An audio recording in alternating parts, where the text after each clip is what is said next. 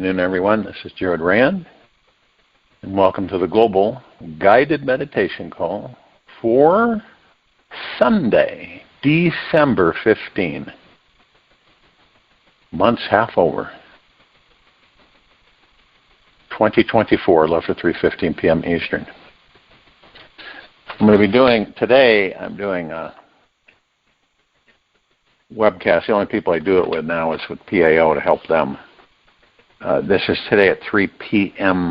Mountain Standard Time. And you go to pao.web where you can register. It's only $20. It helps them. So that's at 3 p.m. Mountain Standard Time today. So interesting. This is why the caribou and the wolf are one. For the caribou feeds the wolf, but it is the wolf that keeps the caribou strong. So we're all one, and when you look at life, we call life, and we see, animals, different animals, and nature, right? And it's good to know that our real vitality and strength comes from living as close to our mother or nature as we possibly can. Now, we all know that that's not the case. Most of us live away from nature. We're too enmeshed into the material physical world, the hustle, bustle, the hurry, overwhelmness, rush, all of that stuff. But in actuality, nature will provide all of our needs. Teach us how to be soft and healthy, yet resilient and strong. And we do our best to keep our petals up whenever her dark clouds, persistent winds, or cold hail may beat us down in mid-spring. We relax and remain deeply rooted in our soul when times are tough. Feel your deeply eternal loving mother is always there supporting your life. Her dark, rich soil is your home, and this is where you come from. And this is where you will return one day again in the future.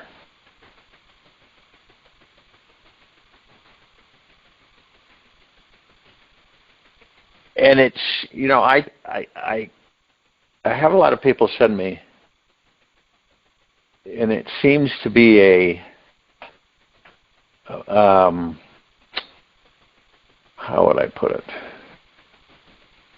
Very prevalent with a lot of people that they feel alone. They feel alone. They feel that they're alone. Now, this is ego mind. It has, because when you ever feel that way,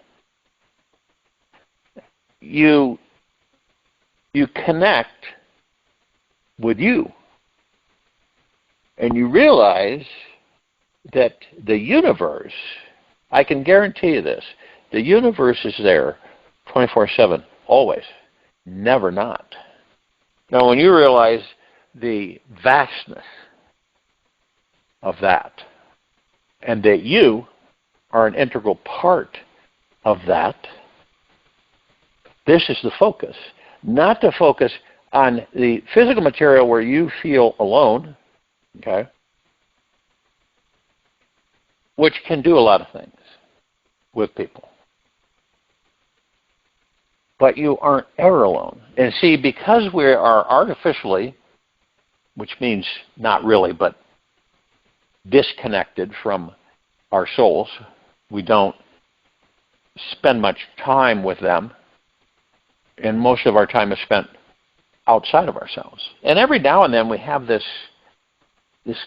comes in where we feel alone. And since we have this illusion of separation, disconnection, and we aren't aware of it, really. But see, in material physical life and being mastered by the ego mind is pretty prevalent. where the majority of people on the planet feel, even in some cases, when we are with large groups of people. Right? You ever been in large groups of people and you feel alone? Some people do. And I've had a lot of people tell me that. I could be in a large group of people and I feel alone. Even when you're with somebody that you want to be with, and you're with them and you feel alone. It's kind of a detachment. It's a disconnect because of material physical. When you hug yourself through the heart mind, that feeling is gone. It vanishes. Period. And when you realize that you have you, say, and that you're the gateway, the God that you are in that body is the gateway to all that there is, ever has been, ever will be, ever beyond, and forever, and you'll never be alone. You won't be alone because you aren't. See, all these connecting factors for us, it's basically a rediscovery. And so we choose to rediscover that we're not this material physical. We created it for our entertainment. And this is why you'll hear me talk about do not take this life so seriously. It's not meant to be taken seriously. It's meant to enjoy, yeah. And then people will say, well, how am I supposed to enjoy life? Look at all this stuff I'm dealing with, all these things going on. My body's falling apart. I don't feel well most of the time. It's just really not pleasant. And see, we're focused on this. Here again, we don't know it, but we focus on things and we create more of those things. Right? We do. You focus on seeing yourself happy, healthy, vibrant, full of energy, and you focus on that. Not briefly, but you get to the point where you focus on it quite a bit. Not with expectations or attachments, but your attention. Watch what happens. I mean, it's proven fact. Now, if you get somebody that says to themselves repeatedly, okay, and they say they're getting older, and then they say life sucks, and all these other things, and they reinforce it. They don't know it. They're not doing it on purpose. They reinforce it so they get more of it. This is what happens. And the frustrating thing for most of us is that we don't know that. How many of us would intentionally do that? Well, I'm going to put this out there to the universe and it's going to accelerate this body's aging.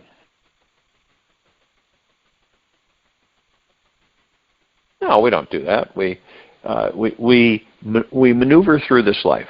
And because of what we've been told and what we've been taught is how we live this life. It's not a bad thing. It's not a negative thing. It's just how we live the life. And along the way, many of us, we're not in gratitude at all.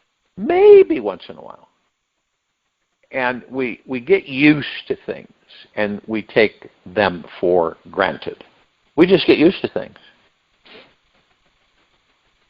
And the majority of us will stay there, being used to things. Because, when you get so used to certain things, and after a long period of time, chances are you are not going to shift gears, which means I'm going to go over here for a while. I'm going to do this. Or, I'm going to do this over here. We become sedentary in that mode. Oh, it's too comfortable here.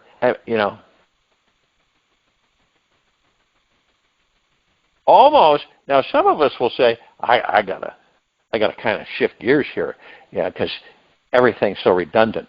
over and over and over and over and over again. The same thing, same thing, same thing, same thing, same thing, same thing.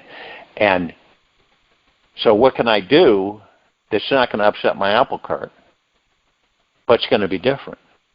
So that's why I say you focus on doing this different thing. Shift differently. Don't do the same things in that order every single day. Start to shift it. Mix it up. Even that, for some of us, is difficult. Even that, just that little bit. Because it feels so uncomfortable. Doesn't feel right. Because we're so habitualized in the way we are, the way we've created things for ourselves. And really, life presents us with variety.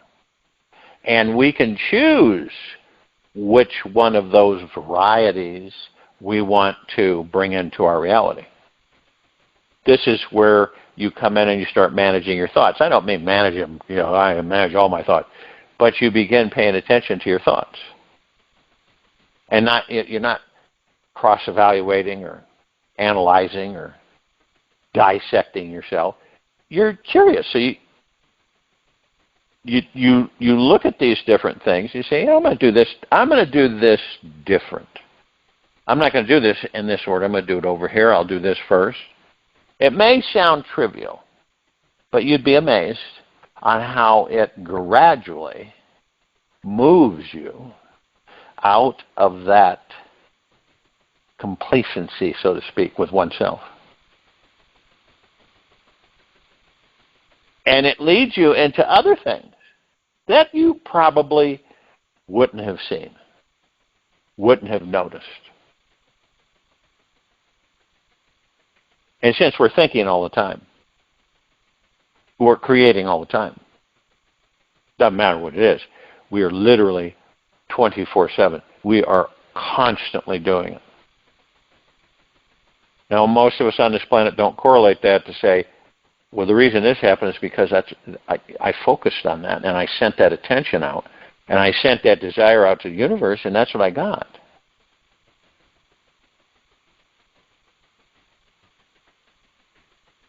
And it takes a self-conviction, a self-commitment to shift things around that open up new horizons.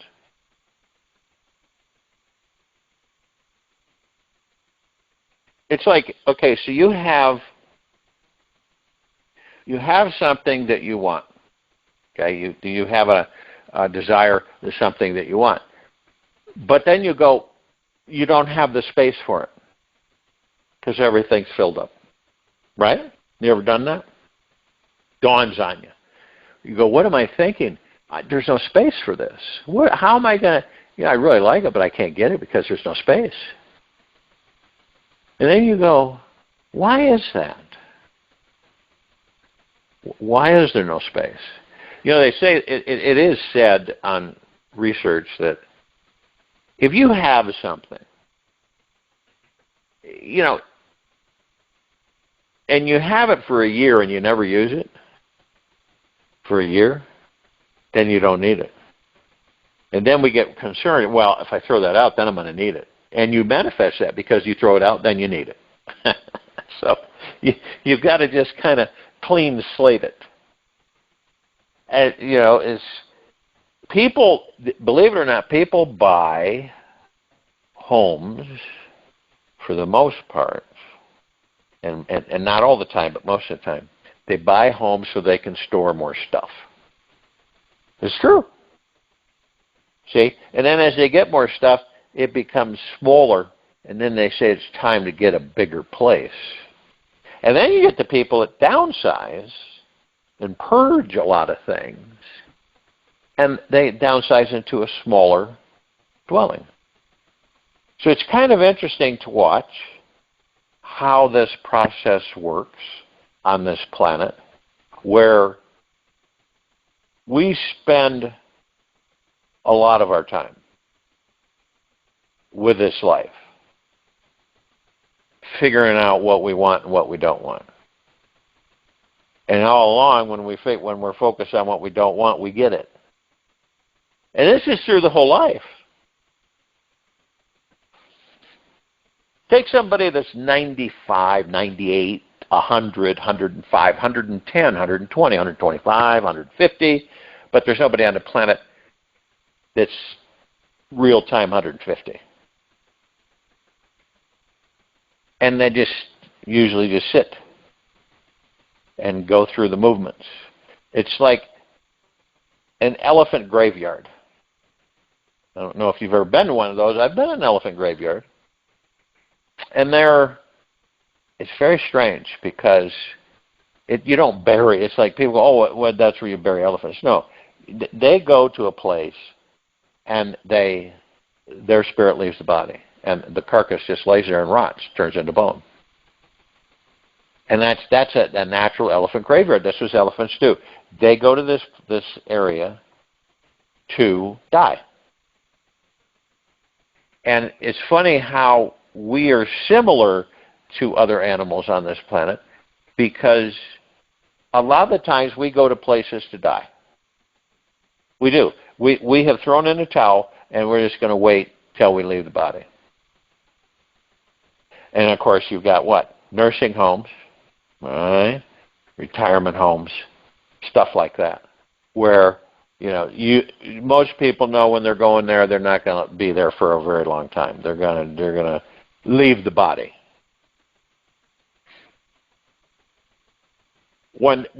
So we get to a point we start to focus on what? What do we focus on? Mortality. That's what we're thinking about. And guess what? As we focus on it, we create more. It accelerates it. It isn't even an issue. It isn't. And we focus on more things to occupy us that we can interact with our childlike curiosity. It doesn't matter what age you are. I've talked to a lot of people that are in their 80s and 90s, and they just think that, hey, body's falling apart, my mobility's shot. And there's all the focusing, okay? This is focusing on it. It's not that they don't have it, but they focus on it. And they don't really have a lot of interaction. This is what happens because the longer you stay in that body, okay, the people you know around you start to leave the body. And you then end up, all of a sudden, you're going, they're all gone, I'm the only one left. It's kind of strange, too, because you don't think about it for a very long time, and all of a sudden it comes rushing in. It's like, hey, Jim, do you have any friends? No, they're all gone. Don't have any friends anymore. They're all gone. Been to a lot of funerals. And you can see how that influences us, because then we start pointing a finger at us and say, well, it's not much longer for me. Instead of focus on what you want to do.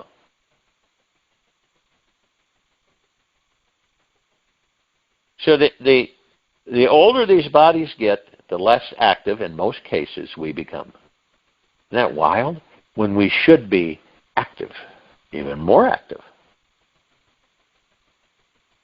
And see, because of how we've been, this is all connected because of how we've been taught. We follow the same pattern. People say, I'm not going to be like that. I'm not going to be like that. So they see someone who's advanced in age and they go, I'm not going to be like that. And then guess what? They end up being that way. We're focused more on the things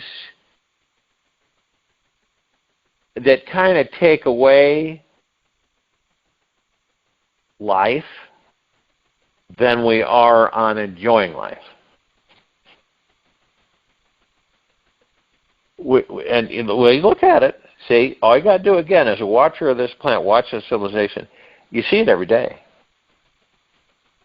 It's like someone decides to say, well, I can't do anything. They can't do anything anymore, so they just cogitate.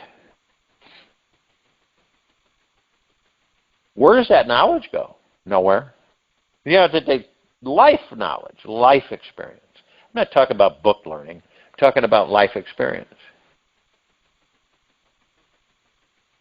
This is what enriches the civilization, life experience that we all contribute.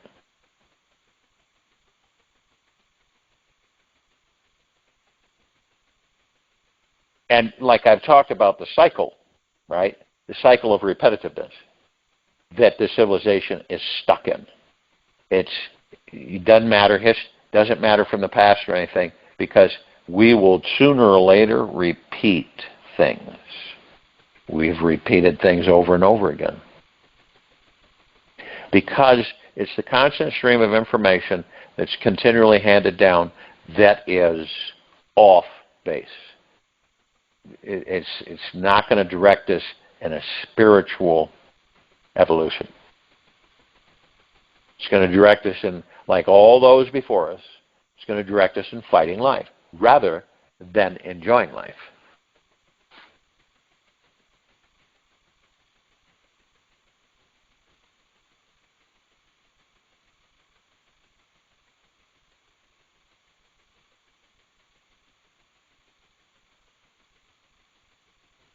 This is a short life that we have. It's not long at all. It's just that we've been steeped in making it believe, well, that's a long time. It isn't. It's good to practice to not take this short life too seriously or too personally. That's another one. Many of us take this life very personally. And just know, whatever your mother was harsh with you, whenever, she was only fiercely loving you, trying to make you stronger. So you would say, well, I'm going to welcome all of her challenges and know they are the essential nutrients needed for me to blossom fully and bear new seeds.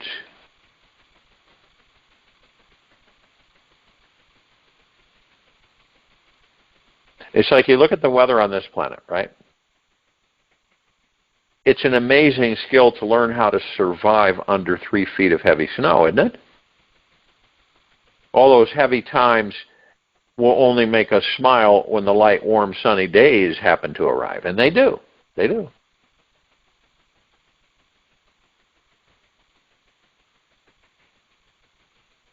There will come a day that you'll get to experience what it's like to die. This is why we talk about die every day, to be reborn. I don't mean it's not literal.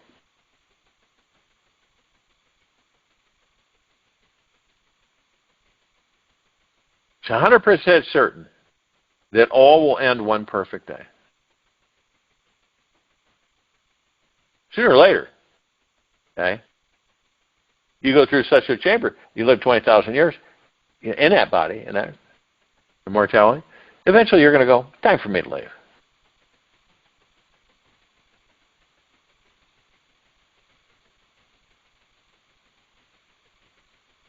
We have no idea when. It may come suddenly or gradually.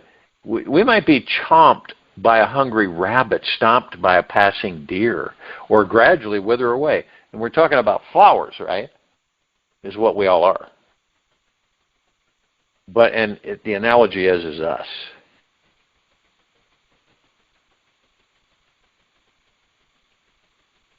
And see, our spirit, our soul, is eternal.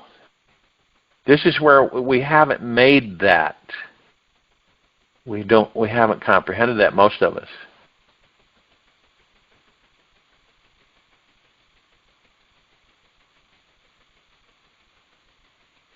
Now it's like this. A lot of people in this very now moment, they're depressed about their fate, okay? And it's a good idea that they remember that Mother Nature is always here, loving you. She gave you life, and through the earth, wind, sun, rain, she is confirming that she still cares deeply for you. Every morning that she shines her loving light on you, she is wanting you to relax into your roots and know that all is well. You are not some unwanted weed. You are highly loved, deeply cherished, and a totally wild flower. And you must choose to realize how extremely special and unique you are. There is no other flowering in this universe exactly like you. Now, a lot of people say, well, that's wild, right? But it's true. Every one of us, you've heard me say it, we all are snowflakes. There's not one of us is exactly alike. That's just absolutely amazing.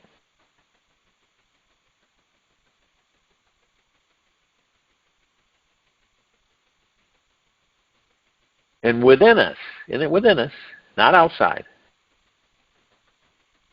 you can simply feel into what is hidden deeper within you, at the very center of you, at the source of your life. It holds an experience of irrational joy, unfathomable happiness, deep eternal love, and an eternal energy that is independent of any outer cause. This means that no change in the weather can affect it. See, we're all highly, supremely enlightened beings. We just haven't discovered it. The enlightenment is with us, always has been.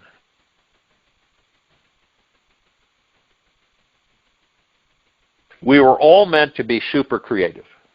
I don't care. A lot of people go, oh, no, I'm not creative. No. They are, but I'm not. And the more creative we become, the more godly we become. And when our creativity comes to a climax, when each moment of our life is filled with creativity, we live in God also.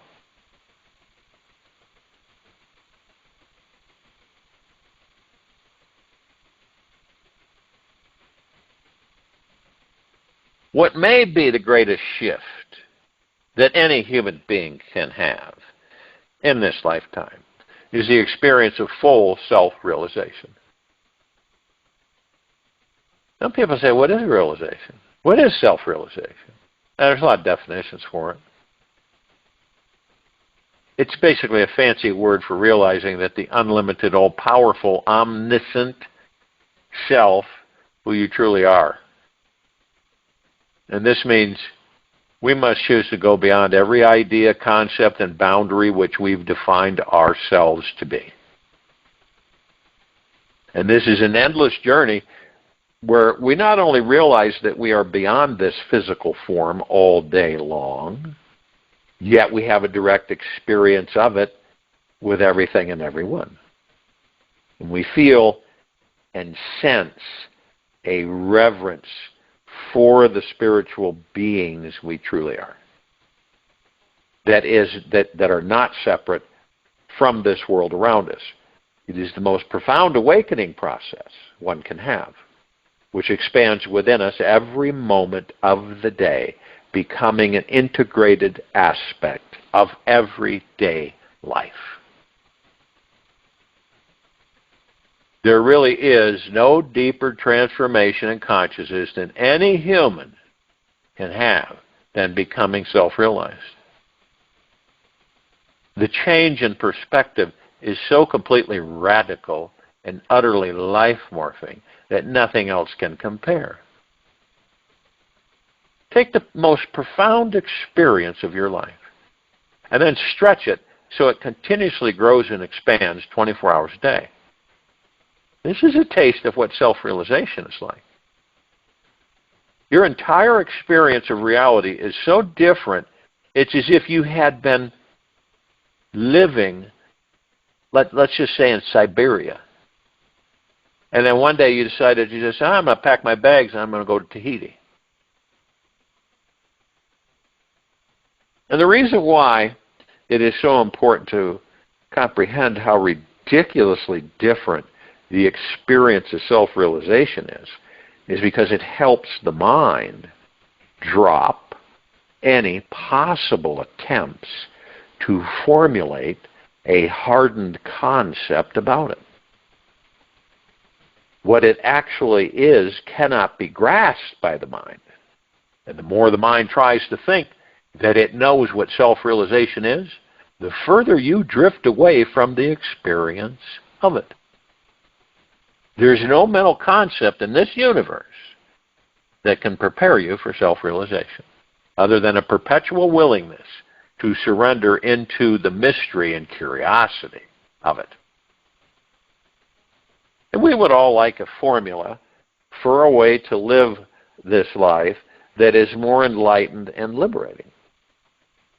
Challenge is that every formula that works once most likely is not going to work forever.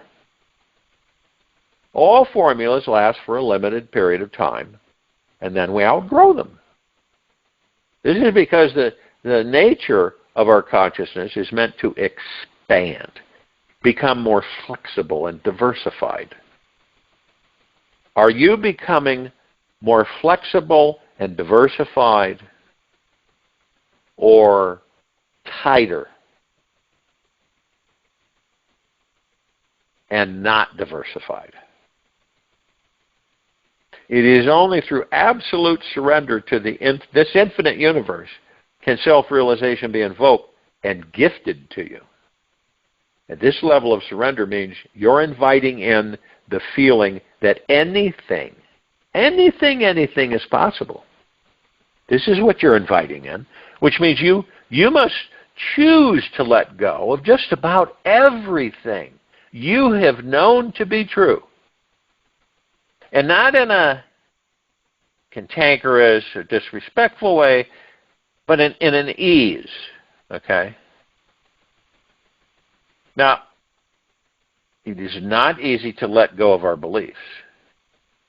Yet, it is the only way we will ever find the experience of being truly free.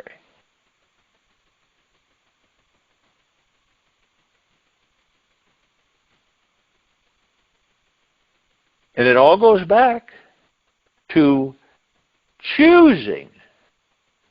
Because you're the only one that can do it. No one else.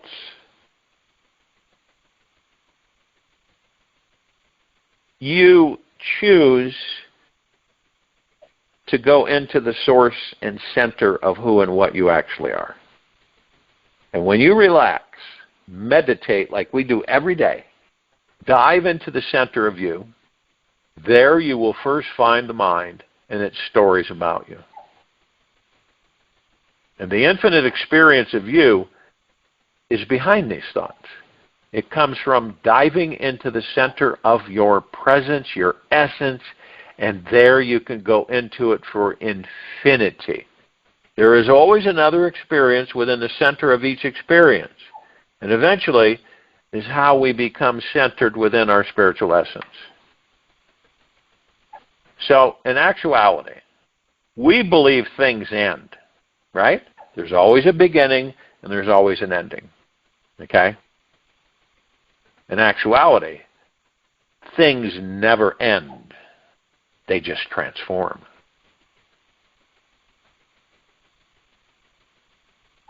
In this life, it is always the most random, expansive feelings which redirect our attention away from who we think we are, and towards rediscovering our unlimited creative source of consciousness. When you notice, whenever you talk about yourself, you usually refer to the words me, my, or I. When you feel into the experience of me, my, or I, what do you notice and perceive is there? Look for a long period of time.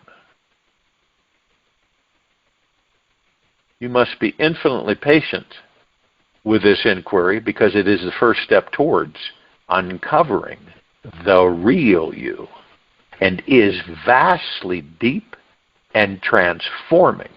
The longer that you can maintain a focus of inquiring who or what I am, which means yourself, and the faster you will realize the shocking truth of who and what you actually are.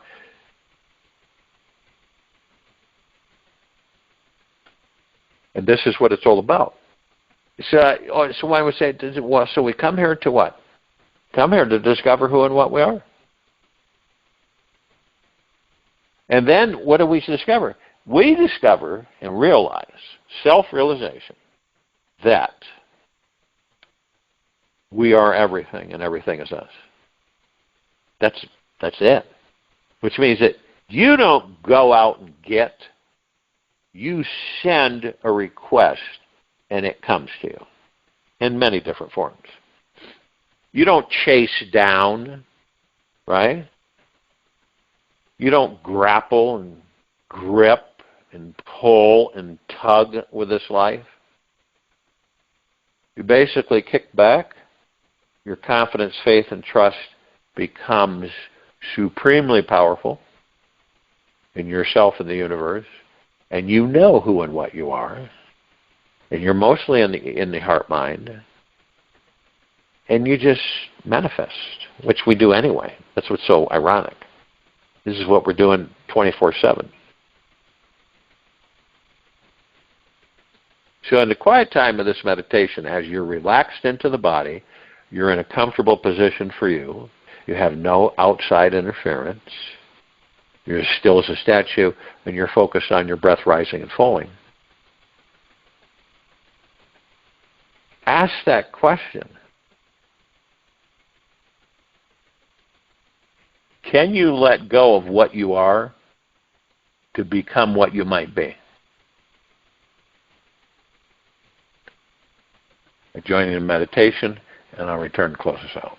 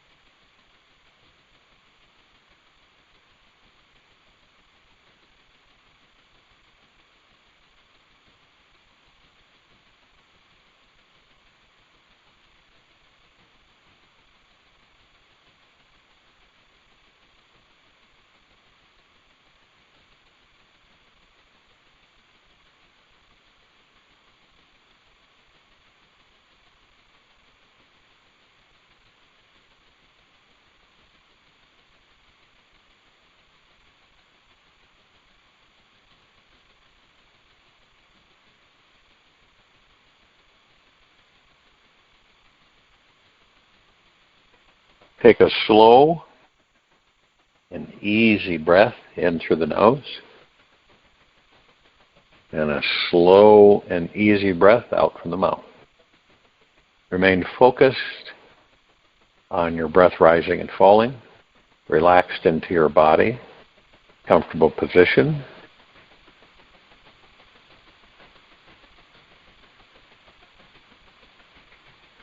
The most amazing thing occurs when you trust yourself 100% of the time.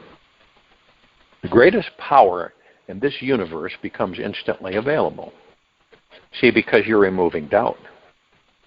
You suddenly find that you are living without fear, free from worry, and always looking forward to the next juicy moment of this life. Without trust, you become easily blinded by your ego's demands, which make you feel more weak, fearful, and impatient in life. With trust, you become more conscious and sensitive to the amazing light inside you. That will easily shine the way in your life's darkest hours. When you learn how to continuously trust yourself 24 hours a day, you naturally start living your fullest potential. You follow the path of your highest self because you're listening closer to your heart. Trusting in yourself is the most beautiful and natural thing you can do in this life. You can simply choose to trust in yourself and watch how your entire life unfolds so magically.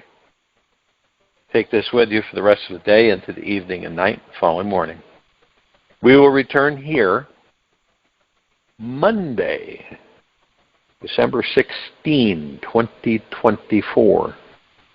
A little after 3:15 p.m. Eastern to continue our global guided meditation call. Be gentle, kind, generous, and humble with yourself at all times. Be in the highest of the highest high, deepest of the deepest deepest, purest of the purest eternal gratitude at all times. No matter what's going on within you or outside of you. Open your heart. Allow the music and the magic to come flowing in.